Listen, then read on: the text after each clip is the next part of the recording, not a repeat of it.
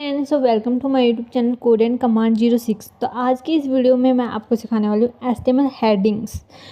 पहले ये भी मैं आज आपको बताने वाली हूँ कि हेडिंग्स क्या होती हैं, कितने टाइप्स के होते हैं और कैसे हम किस लिए हम HTML लैंग्वेज में इन्हें यूज करते हैं।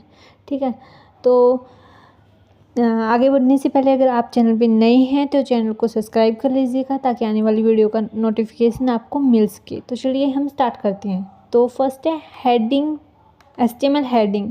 तो HTML हेडिंग होती हैं, HTML headings are title and और subtitle that you want to display on a web page. मतलब कि हम कोई भी हम बेसिकली हम कॉपी पे लिखते हैं जब, तो तब कई बार क्या करते हैं, हम कोई भी चीज़ जो होती है, जो टॉपिक होता है, टॉपिक हम सबसे ऊपर लिखते हैं और उसका साइज जो है, जो अदर वर्ड्स जो हमारे होते हैं उनके कंपेयर में बिगर लिखते हैं, उसका साइज जो बिगर लिखते हैं। ठीक है, और थोड़ा सा उसे डार्क भी कर देते हैं। तो इसी तरह जब हम वेब पेज पे कोई भी हेडिंग देना चाहते हैं, कोई भी वर्ड जो है जिसे हम क्या करना चाहते हैं, थोड़ा सा डिस्प्ले, जब उसे डिस्प्ले करें तो उसका साइज जो है अदर जो वर्ड्स हैं उनके कंपेयर में थोड़ा डिफरेंट हो, लुक वाइज भी जैसे थोड़ा डार्क हो और थोड़ा सा साइज उसका बड़ा हो। तो इस तरीके से जो हम वर्ड यूज करेंगे वो हेडिंग के उन्हें हम हेडिंग देंगे, मतलब किसी वर्ड को हेडिंग देते हैं जब। ठीक है, तो यही आ जाएगा कि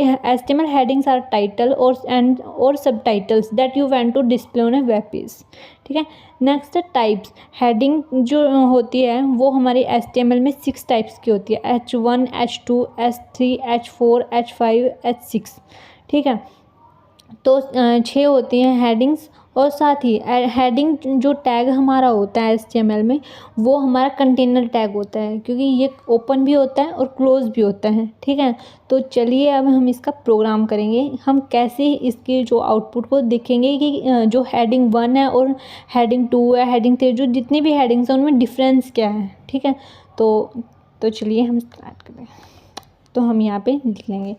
तो firstly HTML, then head, title। आप अगर फ्रेशर हैं, अगर बिगनर हैं, तो आप अपना जो HTML का कोड है वो नोटपैड पे कीजिए ताकि आपको टैग से जो याद रहें। क्योंकि अगर आप स्टार्टिंग में ही अदर जो एप्लीकेशंस होती हैं जैसे VS कोड हो गया उस पर करेंगे तो आपको बहुत सारी प्रॉब्लम्स आएंगी, क्योंकि आप वहाँ पे ऑटोमेटिकली जो वो है टैग ओपन करते हैं तो क्लोज भी कर देता है। बट अगर आपको कहीं पे भी ऐसा होगा ना, फिर एरर का नहीं पता चलता कि आप कहाँ लैग कर रहे हैं। तो इसलिए आप क्या करें, नोटपैड पे प्रैक्टिस करें। देन उसके बाद जब आपको सभी टैग्स याद हो जाएं, आपको पता चल जाए, तब VS कोड पे आप या फिर अदर एप्लीकेशन पे आप यूज कर सकते हो। वहाँ पे आप अपना जो कोड है लिख सकते हो। तो टाइटल में लिख देते हैं हेडिंग्स, क्लोज करेंगे।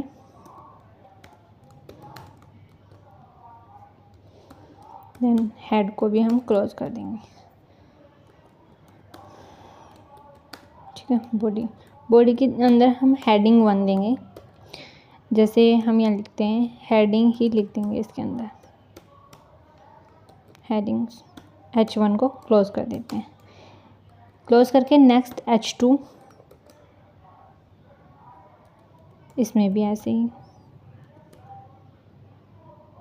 ठीक है, H2 को भी हम क्लोज कर देंगे। ऐसे ही हम बाकी को भी लिख लेंगे। H3,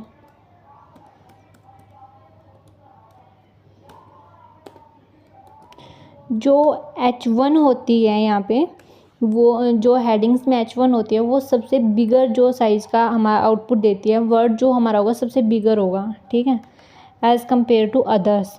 नेक्स्ट H1 से छोटा साइज H2 का होगा, H2 से छोटा साइज H3 का होगा, ऐसे ही जो H4 का H3 से छोटा होगा। ठीक है, इस तरीके से होंगे इसमें। बाकी आपको जब हम अभी इसका आउटपुट देखेंगे तब क्लियरली समझ आ जाएगा। ठीक है, ऐसे ही जहाँ मैं हेडिंग्स लिख रही हूँ, एक मिनट, जैसे H4 लिखा, देन ये हेडिंग्स लिखा यहाँ पे। इस हेडिंग्स आप अपना जो कंटेंट है आप जिसे देना चाहते हो वो कंटेंट यहाँ पे लिखेंगे। ठीक है, H5,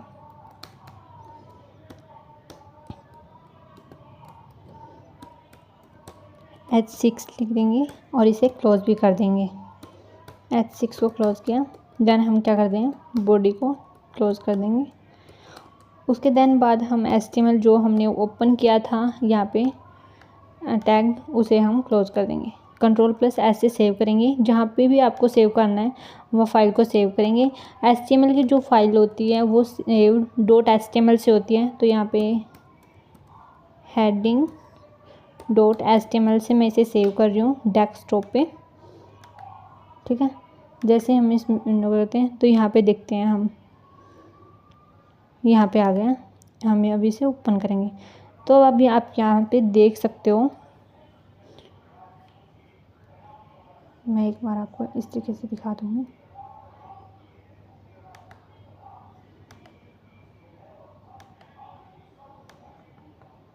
अब देखो, अब आपको क्लियरली डिफरेंस समझ आ जाएगा। जो H1 थी उसका जो साइज़ है सबसे बड़ा है, फिर उससे थोड़ा छोटा H2, उससे थोड़ा छोटा H3, H4, H5, H6। तो इस तरह से जो हम हेडिंग्स हैं वो इस तरह से हमें आउटपुट देती हैं कि H1 का यूज करेंगे तो सबसे हाईएस्ट साइज होगा, उसके बाद H2, उसके बाद H3, H4, H5, H6।